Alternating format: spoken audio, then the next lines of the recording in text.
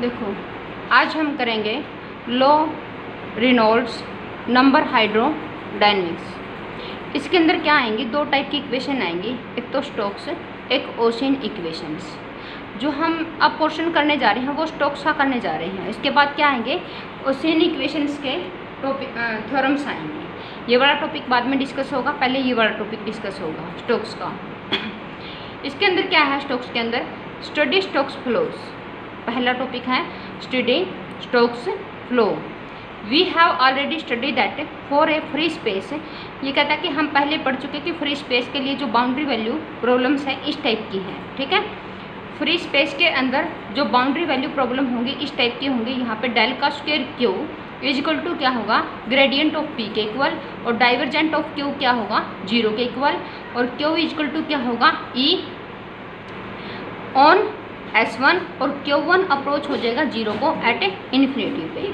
जहाँ पे E1 की वैल्यू क्या होगी, यहाँ पे E1 क्या है, E1 is the unit vector along the x axis. जहाँ पे ये E1 है ना, इसके बारे में बताया गया है कि एक्स एक्सिस के अलोन ये क्या है, यूनिट वेक्टर है। The integral equation formula for this boundary value problem.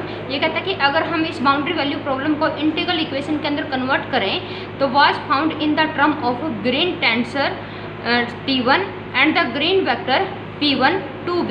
ये कहता है कि अगर हम इस बाउंड्री वैल्यू प्रॉब्लम को इंटीग्रल इक्वेशन के में चेंज करें तो ये इस टाइप की निकलेगी, इसको कन्वर्ट करेंगे तो ये इस टाइप की निकलेगी। तो E1 is equal to minus का F इंटू में T1 dot product with T1 ds।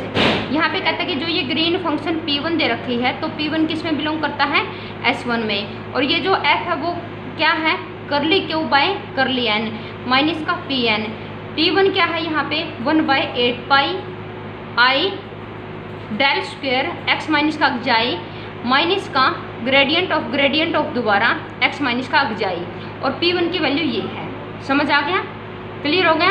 क्या कहा इसने, स्टडी स्टोक फ्लोज के अंदर एक बार दोबारा रिवाइज करते हैं।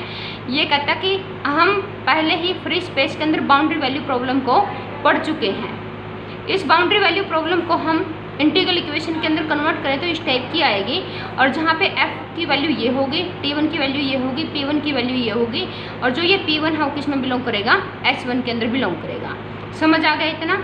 ये इंटीग्रल इक्वेशन कैसे आई, इसने ये नहीं सोल्व कर रखा, इसने सिर्फ बता रखा है यहाँ पे कि ये इसको अगर हम इंटीग्रल इक्वेशन के अंदर कन्वर्ट करेंगे तो इस टाइप की इंटीग्रल इक्वेशन आएगी। समझ आ गया, ये आपको लर्न करना है। उसके बाद the corresponding formula for the resistance F infinitive. ये कहता है कि इसके कोरस्पॉन्डिंग हम किसका फार्मूला फाइंड आउट करेंगे, रेजिस्टेंस का। रेजिस्टेंस क्या को किससे डिनोट किया गया है, F इन्फिनिटी से। On the body B is found by observing that the stress tensor has the value. ये कहता है कि इस बॉडी B के ऊपर हमने रेजिस्टेंस लगा दिया और उसको डिनोट कर दिया F इन्फिनिटी से, और स्ट्रेस टेंसर की वैल्यू ये वाली ले ली। जहाँ पे जो ये डेल क्यू की पावर T है, इसका मतलब क्या है, डेल क्यू की पावर T का मतलब स्टैंड्स फॉर ट्रांसपोज, T का मतलब है ट्रांसपोज। अब ये कहता है कि हम इक्वेशन नंबर 4 का यूज करते हुए हमारे पास क्या आ जाएगा, रेजिस्टेंस F इन्फिनिटी की वैल्यू इस टाइप की आ जाएगी 4 का यूज करते हुए। अच्छा, ये डायरेक्ट दे रखे हैं इसने कोई इंटरलिंक नहीं दे रखा कि ये इससे कैसे आया वो कैसे आया। ये सारी की सारे इंजीनियरिंग की इक्वेशन है। समझ आ गया, तो ये लर्निंग करनी है आपको। ये सारी इंजीनियरिंग की इक्वेशन है, ये इसने बताया नहीं कि इसको हमने इसमें कैसे कन्वर्ट किया, और इस 4th इक्वेशन से हमारे पास ये इक्वेशन कैसे आई। ये इंजीनियरिंग की इक्वेशन है, यहाँ से लर्निंग रहेंगी सारी की सारी। This force can be related to the so called. ये कहता है कि इस फोर्स को हम क्या बोलेंगे, रेजिस्टेंस, क्योंकि F इन्फिनिटी को रेजिस्टेंस ही बोला है, तो इस फोर्स को हम क्या बोलेंगे, रेजिस्टेंस। टेंसर और phi infinity which is defined to be such that the force exerted on a body with uniform velocity u।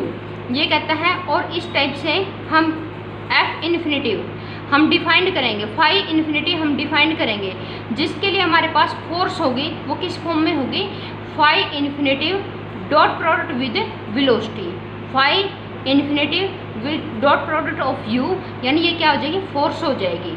और फोर्स जो फोर्स होती है वो रेजिस्टेंस का क्या होती है, उल्टा होती है, रेसिप्रोकल होती है। तो देयरफॉर जो ये फोर्स होगी वो इसका क्या होगा, नेगेटिव होगा, यानी इसका नेगेटिव कर देंगे तो रेजिस्टेंस आ जाएगा।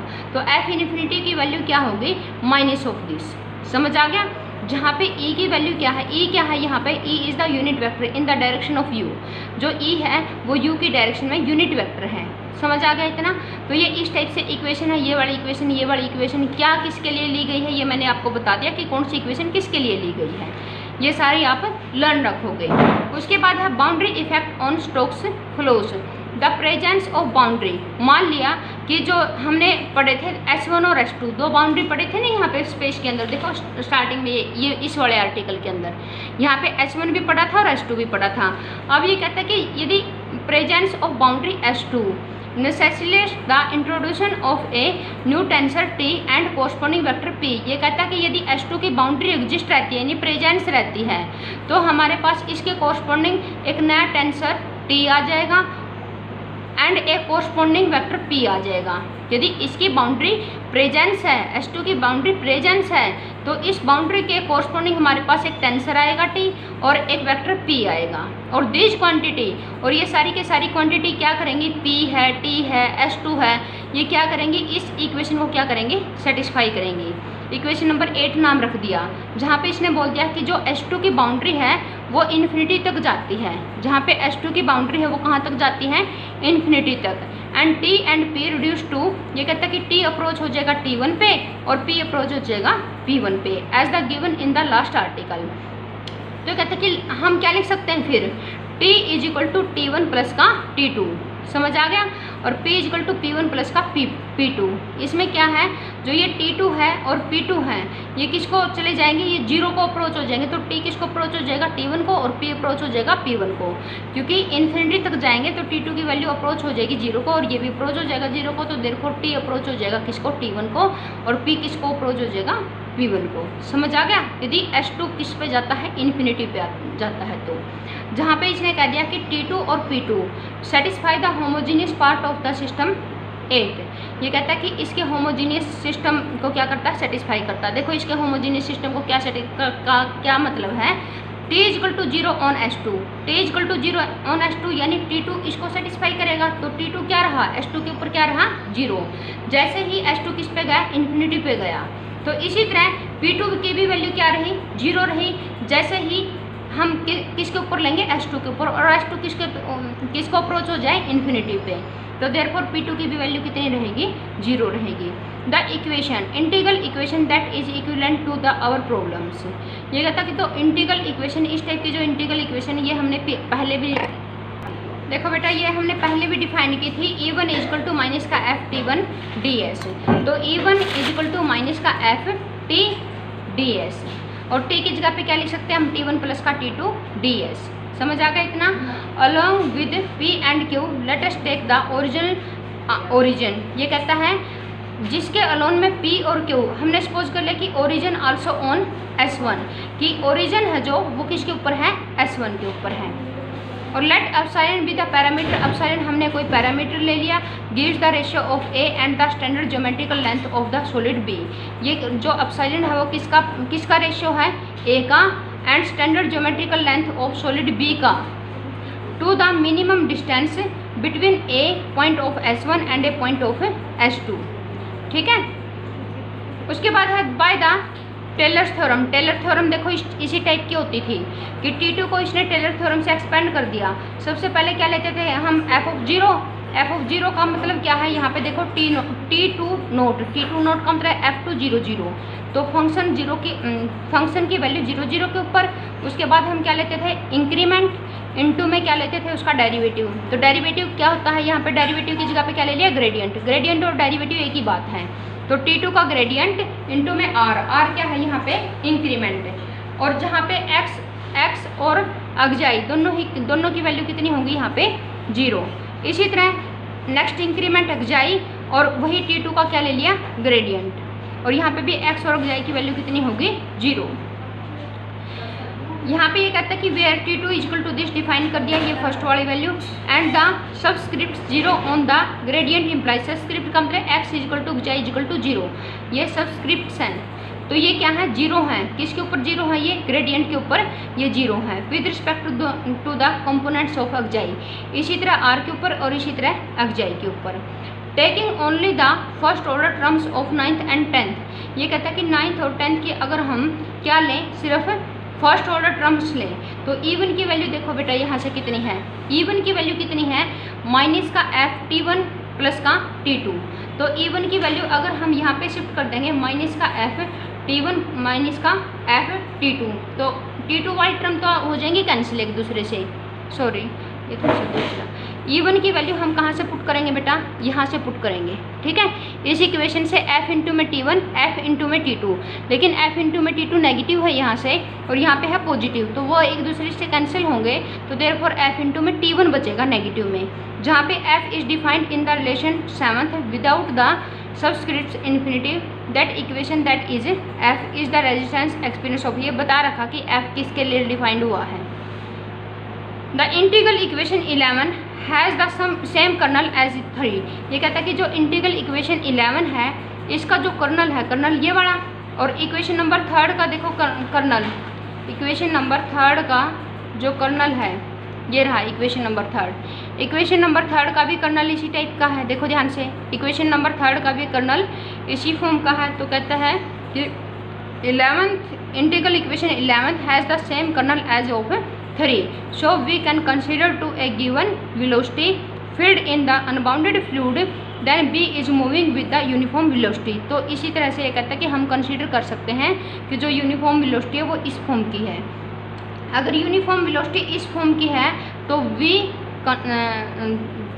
Now use the concept of resistance tensor phi infinity V get. तो इसी तरह से हम रेजिस्टेंस इसका यूज करेंगे फोर्स का, तो फोर्स की वैल्यू देखो यहाँ से कितनी थी बेटा, फोर्स की F इन्फिनिटी की value minus phi infinity into में U थी, तो यहाँ पे U की वैल्यू देखो, वहाँ पे U वेलोसिटी है, ठीक है, यहाँ पे V क्या है, यूनिफॉर्म वेलोसिटी, और यूनिफॉर्म वेलोसिटी अब की बार कितनी ली है, ये वाली, तो U की जगह पे ये यूज हो जाएगा, बाकी पिछला है सारा, तो देयरफॉर कंसेप्ट ऑफ रेजिस्टेंस ये आ जाएगा।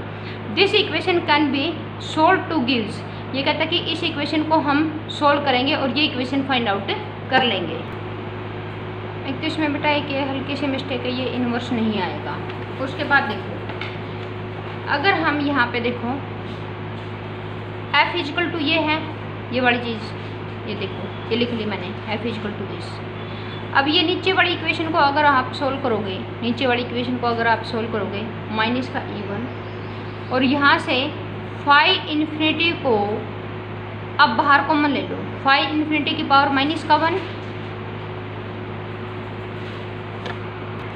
नहीं ये माइनस 1 आएगा बेटा, यहाँ पे आएगा, क्योंकि यहाँ से फाई इन्फिनिटी की पावर माइनस का 1 है, अगर हम इसको बाहर लेते हैं तो ये माइनस का माइनस पावर ये पॉजिटिव हो जाएगी, तो ये फाई इन्फिनिटी में कन्वर्ट हो जाएगा, और E1 को हम ले जाएंगे अंदर, E1 को ले जाएंगे तो ये इस टाइप का आ जाएगा, ठीक है, ये इस टाइप का आ जाएगा E1 को अगर हम अंदर लेके जाएंगे। फिर उसके बाद E1 इंटू में 5, जिसको लिखा गया इसने F, तो E1 प्लस का F इंटू में T2 की पावर ये 0 लगा रखी है, नोटेशन है ये 0 पॉइंट के ऊपर इसकी वैल्यू है, ये वैल्यू क्या बन गई, यहाँ पे सेम बन गई। देखो फाई इन्फिनिटी मैंने यहाँ पे स्टार्टिंग में लिख रखा है, इसने कहाँ पे लिख रखा है, ये बाद में लिख रखा है, तो इससे क्या आ जाएगी, ये इक्वेशन निकल के आ जाएगी। यदि हम इसको सोल्व करेंगे तो इन्वर्स आएगा यहाँ पे, क्योंकि इसको अगर बाहर कॉमन लेते हैं तभी तो ये आएगा ना, क्योंकि इन्वर्स की पावर इन्वर्स, तभी तो फाई इन्फिनिटी बनेगा। अब ये कहता है कि यदि हम F को F इन्फिनिटी से रिप्लेस कर दें, किसके अंदर, 12 इक्वेशन के अंदर, introduce the error of order epsilon का स्क्वायर। ये कहता है कि अगर हम F को F इन्फिनिटी को रिप्लेस कर दें तो थोड़ी सी एरर आ जाती है। कितने ऑर्डर की एरर आएगी, order of epsilon square, thus to order epsilon equation number 12 becomes, तो देयरफॉर ऑर्डर एप्सिलॉन तक जो इक्वेशन नंबर 12 है वो इस टाइप की बनेगी। F को हमने किस में रिप्लेस कर दिया, F इन्फिनिटी में, बाकी सेम रखा, तो एप्सिलॉन ऑर्डर तक इतनी बनेगी, एप्सिलॉन ऑर्डर का स्क्वायर आगे रिमूव कर दिया, हायर ऑर्डर को रिमूव कर निगलेक्ट कर सकते हैं ना।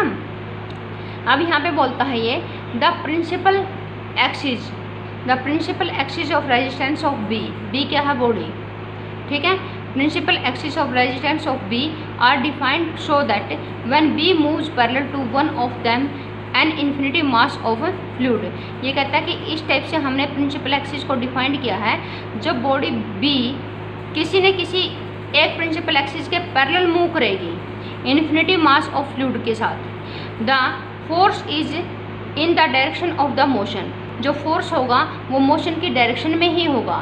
दे are unit eigen vectors of the resistance tensor phi infinitive. तो कहता है कि जो वो फोर्स होगा वो किसकी डायरेक्शन में होगा, मोशन की डायरेक्शन में, और जो ये फोर्सेज होंगे वो कैसे होंगे, यूनिट आइगन वेक्टर होंगे। और यूनिक आइगन वेक्टर कितने होंगे, जितने प्रिंसिपल एक्सिस होंगे। प्रिंसिपल एक्सिस के अकॉर्डिंग हमने यूनिट आइगन वेक्टर मानने हैं, तो ये I1 I2 I3 लेट कर लिया, I1 I2 I3, क्योंकि 3 प्रिंसिपल एक्सिस होते हैं, X axis Y axis Z axis. समझ आ गया। इन तीनों के अकॉर्डिंग हमने क्या मान ली, कोई फोर्स यूनिट आइगन वेक्टर मान ली, और वो किससे डिनोट कर दिया, I1 I2 I3 से। इस टाइप से डिनोट किए कि phi infinity is equal to phi infinity I1 का ये यूनिट वेक्टर हो गया। समझ आ गया। I1 का ये क्या आ गया, यूनिट वेक्टर। उसके बाद फाई 2 I2 का ये यूनिट वेक्टर, फिर I3 का ये यूनिट वेक्टर। ठीक है, समझ आ गया।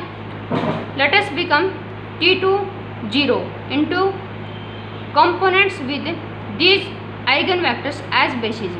तो लेट अस टेक कर लिया यहाँ पे E1 is equal to I1 note, यहाँ पे E1 is equal to I1 note, put this in 12 we get. ये कहता है कि यदि हम 12 के अंदर पुट कर देंगे इस वैल्यू को, तो हमारे पास क्या आ जाएगा, F divide by F infinity is equal to 1 into में 1 माइनस का लैम्डा F इन्फिनिटी। समझ आ गई। इस वाली वैल्यू का अगर हम 12 के अंदर यूज करेंगे तो ये वाली इक्वेशन फाइंड आउट होगी।